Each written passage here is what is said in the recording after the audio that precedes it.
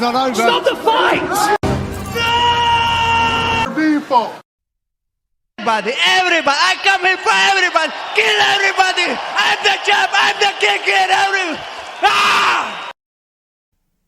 All right, guys, welcome back to Broke Bets. Got our Dolidze versus Imavov bets here with you guys. Got my co-host with me as always. What's up, dude? What's going on? I think we got like 11 straight Saturdays now with fights, so it's going to be pretty interesting. Yes, indeed. And yeah, pay attention to the Patreon. A lot of these bets came out early and beat line movement and got bets out for the next card. So just look out there, and fighter notes will also come out soon. So start this, or I guess if you guys want to see the last two cards, pretty much went even on 297 and then had a nice one on Antlai versus Walker. So coming into this one, first bet, Mados.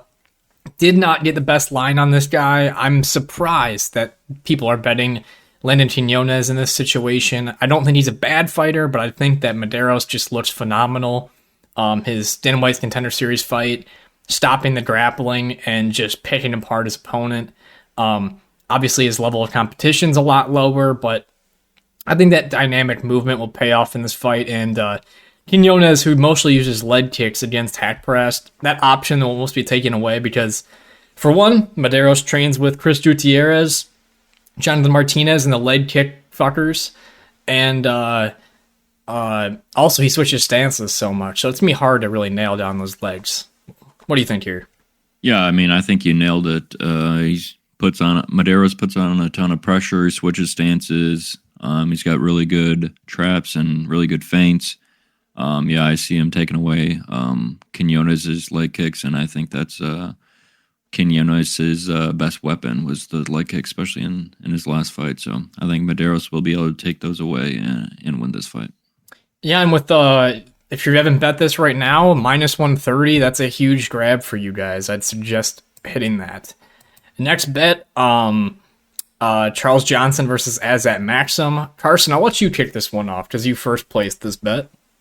Yeah, I mean, I taped this a few weeks back and placed it after doing tape. I think Maxum wins everywhere.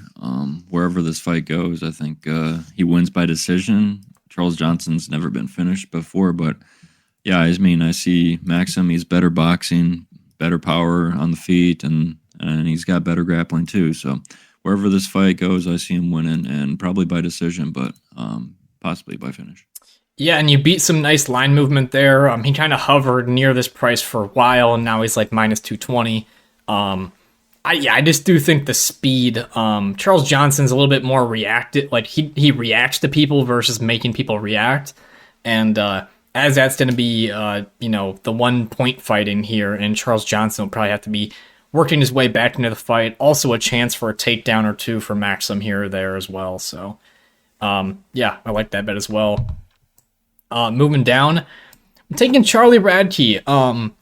Gilbert Urbina, not a bad fighter, but I think people got the wrong impression of Charlie Radkey just because of one performance against Blood Diamond, where Blood Diamond actually does have good takedown defense up against the cage, and we've seen that before when he fought Kosi and some other people as well.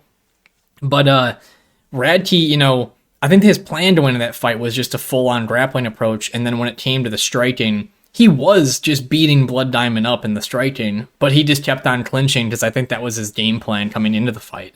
And I've seen, you see the film on this guy, his power is phenomenal, especially for how short his punches are. Like if these two go into a 50-50, I see Radkey winning that 50-50, possibly with a knockout. And then Urbina, been slept by the left hook of Tresean Gore prior. I know it's up a weight class, but he's also going to look really good when he beat Kosi, who just isn't UFC caliber, really had nothing to offer in a fight like that. So I think this is a great spot for Radkey as an underdog to pull the trigger. And Urbina's getting a little bit more favor from the odds here. But yeah, I like Radkey. Any thoughts on this one? I mean, Urbina's line jumped from, it was hovering like 160 to like minus 200 now. So yeah, I just think that line is way too wide right now, so I don't mind the jump on Radkey here. I don't quite see Urbina's speed at welterweight as much. It's kind of like If you've seen like Daniel Zellhuber, he just kind of struggles a little bit with the speed of the smaller guys in, say, the lightweight division, the way that Urbina might struggle with guys in the welterweight division. So looking for Radkey to pull off a nice upset there. Moving down, a nice, good-sized underdog here, Muslim Salikov. If you guys were with us when we broke down this fight like a month and a half ago, we were going to bet Salikov, and we got him at a way better price this time because the fight got canceled last time. Got him at plus 240, putting a full unit behind it. This fight, the odds are completely off. I mean, like, the only thing that really, I think that is concerning on the Salikov side is his age. Like, other than that, even with the cardio, Randy Brown doesn't push a crazy pace to, like, drown people's cardio, so I think Salikov can really just work his striking here and find a knockout in the first round. Randy Brown isn't super impressive. He's fighting smaller opponents all the time, like Francisco Trinaldo struggling, Wellington Turman getting his leg kicked out from under him, barely doing anything in that fight. And I just see Salikov here winning this one. And I think it's a great price tag, and the odds are way off. And if you're looking at it, so what are your thoughts? Yeah, I mean, Randy Brown seems to be beating the cans of the division, and when he stepped up better competition, he's lost. So, yeah, I see minus or plus 200 for Salikov, 220 or whatever he's at. Yeah, you got to jump on that. Randy Brown, even when he's winning, he's like winning close fights too. So it's not like he's really putting a stamp on these wins either. So. If Salikov is landing heavy power shots, he could win a decision too if he's doing a lot of damage. So, preferably by knockout, but could see a decision.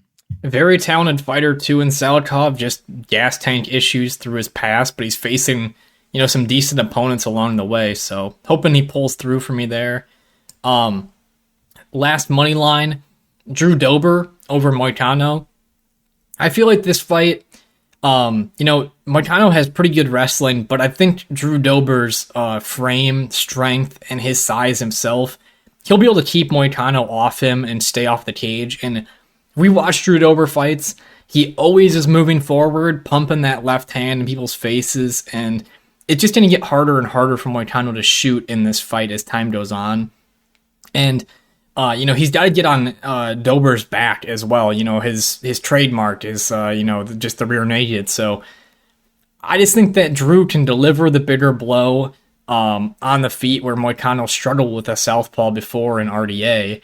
And you got the hardest hitter in the division possibly with Drew Dober. And it's just going to come down to chin for chin a little bit in my eyes. And Moicano does hit hard, and Drew Dober is very hittable, but for the plus money price and the KO power, give me Dober. Yeah.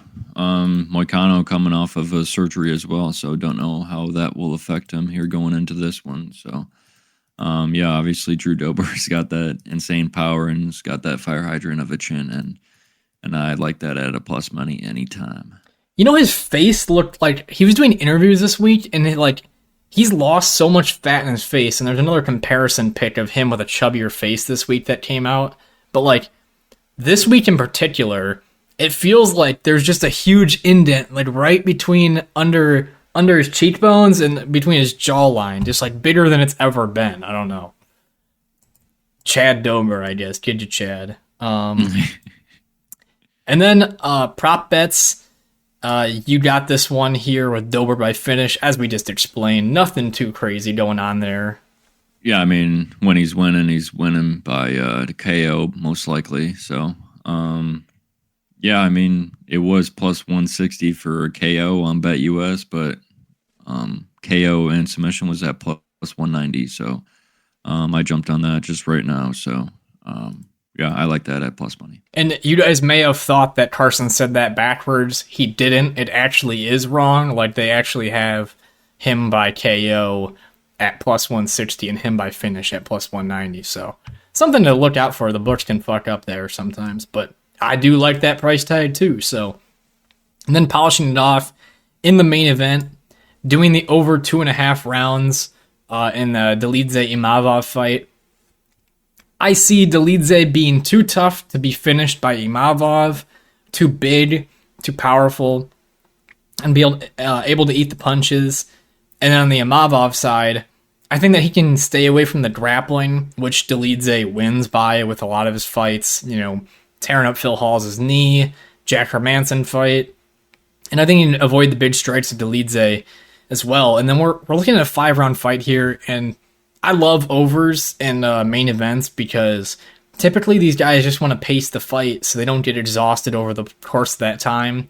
And I think that we go over 12 and a half minutes here, so yeah.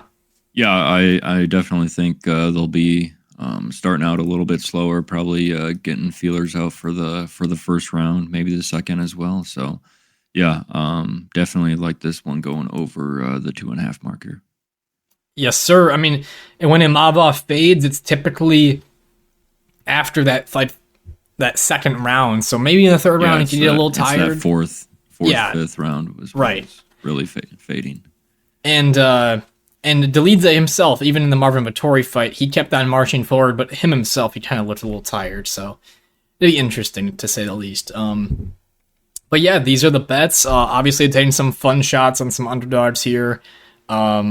Laying the cheddar down, and hopefully a great winning card for us and you guys as well. As always, picks for the next card will be out not too long from now after the event on Saturday. And fighter notes, of course, on Patreon. Early bets, some are already on Patreon. So if you guys want to check it out. Come on now. Come on now. Yeah. Got some nice early bets out there for you. All right. Anything else from you, Cars? Nope. Go Niners, I guess. Yeah, I suppose. All right, everybody.